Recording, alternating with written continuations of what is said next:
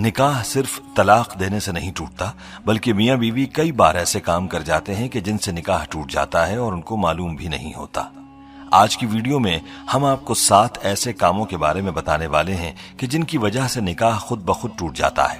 ان کاموں کے بارے میں ہر شادی شدہ مرد اور عورت کو معلوم ہونا چاہیے تاکہ وہ ان کاموں سے دور رہ کر اپنے نکاح کو محفوظ رکھ سکیں۔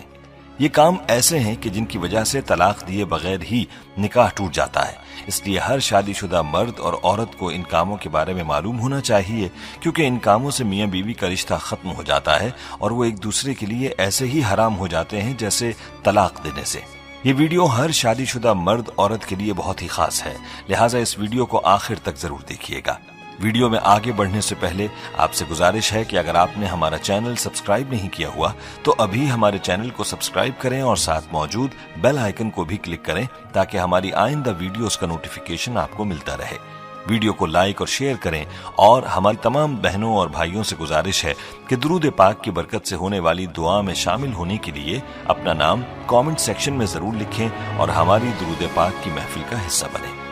دوستو، میاں بیوی کو چاہیے کہ ان 7 کاموں سے ہمیشہ دور رہیں، کہیں ایسا نہ ہو کہ ان کا نکاح ٹوٹ جائے اور ان کو پتہ ہی نہ چلے اور وہ ایک دوسرے کے لیے حرام ہو جائے۔ یاد رہے کہ نکاح اللہ کا حکم اور نبی پاک صلی اللہ علیہ وآلہ وسلم کی اہم سنت ہے۔ نکاح کی اہمیت پر بھی ہم بات کریں گے، لیکن پہلے آپ کو ان 7 کاموں کے بارے میں بتاتے ہیں کہ جن سے نکاح بغیر طلاق ہی کے ٹوٹ جاتا ہے، مطلب یہ کہ میاں بیوی کا رشتہ اپنے آپ ہی ختم ہو جاتا ہے۔ نمبر 1، خلا لینے پر۔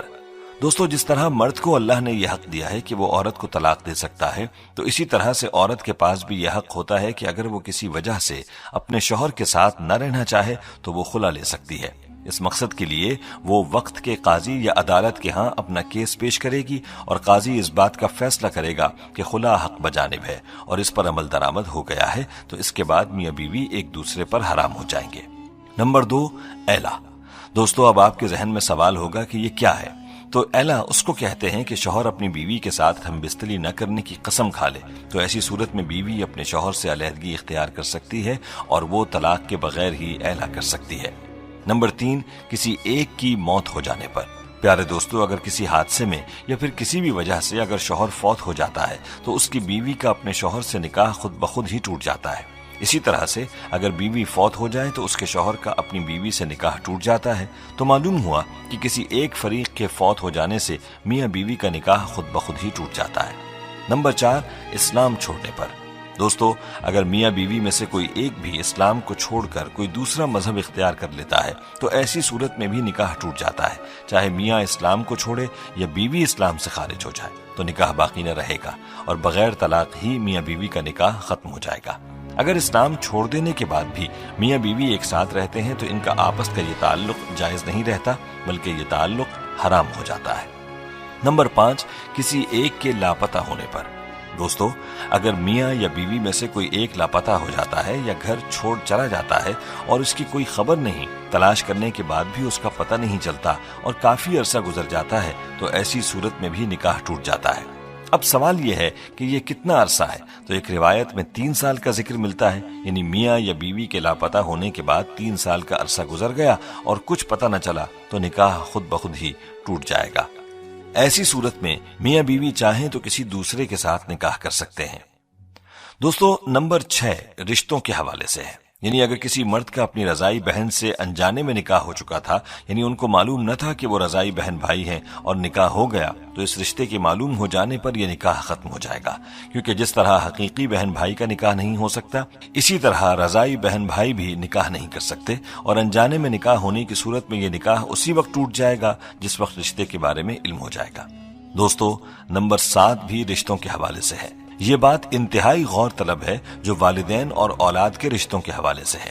دوستو، اگر بیٹا یا بیٹی 9 سال کی عمر کو پہنچ جائیں تو ماں باپ کو چاہیے کہ وہ ان کو اپنے پاس نہ سلائیں، یعنی باپ بیٹی کو اپنے پاس نہ سلائے جب وہ 9 سال کی ہو جائے اور ماں اپنے بیٹے کو اپنے پاس نہ سلائے جب وہ 9 سال کا ہو جائے، بلکہ ان کے ساتھ پیار کرنے میں بھی احتیاط کریں اور ان کے جسم کو اپنے جسم سے دور رکھیں، کیونکہ اگر باپ اور بیٹی کے قریب ہونے سے باپ کی شہوت یا بیٹی کی شہوت جاگ گئی تو میاں بیوی کا رشتہ ٹوٹ جائے گا۔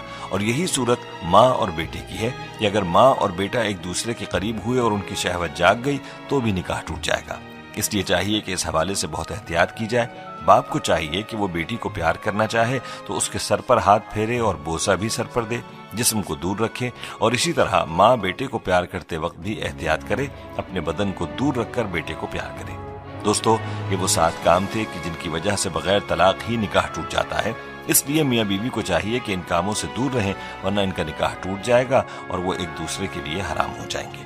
پیارے دوستو، یہاں ہمیں اپنے بارے میں خود ہی سوچ لینا چاہیے کہ کیا ہم ان کاموں میں سے کسی کے مرتکب تو نہیں ہوئے، اور اس حوالے سے مزید تفصیلات کے لیے ہمیں چاہیے کہ مفتی حضرات سے پوچھ لیں۔ دوستو، نکاح کی اسلام میں بڑی اہمیت ہے۔ یاد رہے کہ ہمارے پیارے آقا حضور اقدس صلی اللہ علیہ وآلہ وسلم نے نکاح کو اپنی سنت قرار دیا ہے۔ ارشاد نبوی ہے، النکاح من سنتی، نکاح کرنا میری سنت ہے۔ حضور اقدس صلی اللہ علیہ وآلہ وسلم نے نکاح کو آدھا ایمان بھی قرار دیا ہے۔ جو کوئی نکاح کرتا ہے تو وہ آدھا ایمان مکمل کر لیتا ہے اور باقی آدھے دین میں اللہ سے ڈرتا رہے۔ مذکورہ احادیث سے نکاح کی اہمیت کے بارے میں واضح ہوتا ہے کہ نکاح انسانی فطرت کا تقاضا بھی ہے، اور ساتھ میں ہمارے آقا صلی اللہ علیہ وآلہ وسلم کی مبارک سنت بھی ہے۔ نکاح کے لیے 2 فریقین یعنی لڑکا اور لڑکی کا ہونا لازم ہے۔ پیارے دوستو، اسلام نے نکاح سے جو فکر اعتدال اور نظریہ توازن پیش کیا ہے وہ نہایت جامع اور بے نظیر ہے۔ اسلام کی نظر میں نکاح محض انسانی خواہشات کی تکمیل اور فطری جذبات کی تسکین کا نام نہیں ہے۔ انسان کی جس طرح بہت ساری فطری ضروریات ہیں، بس اسی طرح نکاح بھی انسان کی ایک اہم فطری ضرورت ہے۔ اس لیے اسلام میں انسان